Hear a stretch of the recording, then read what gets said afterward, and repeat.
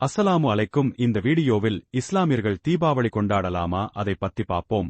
அதற்கு முன் இந்த வீடியோவை இப்ளீஸ் பார்க்க விடாமல் தடுப்பான். அதனால் அவனை எதிர்த்து அல்லாஹு அக்பர் என்று கமெண்ட் செய்து லைக் செய்து சப்ஸ்கிரைப் செய்வோம். இஸ்லாம் என்ன சொல்கிறது?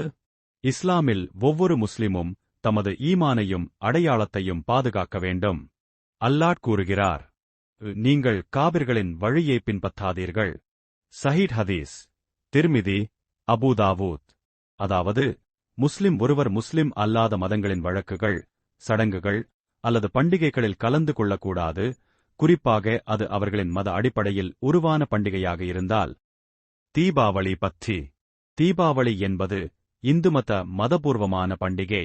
இது லட்சுமி தேவி, ராமரின் வருகை போன்ற நம்பிக்கைகளுடன் தொடர்புடையது. எனவே இது மதசார்ந்த நிகழ்ச்சி. இஸ்லாம் சொல்லுவது, மற்ற மதத்தின் வழிபாட்டு அல்லது மத அடிப்படையிலான நிகழ்வுகளில் கலந்து கொள்வது கூடாது.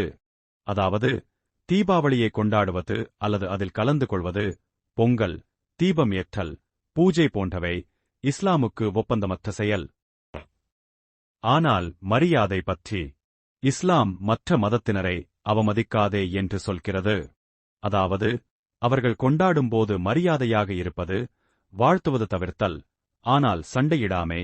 இது நல்ல நடத்தை. நபி கூறினார், அல்லாவுக்காக நேசிக்கும், அல்லாவுக்காக வெறுக்கும் ஒருவரே முழுமையான ஈமானுடையவர்.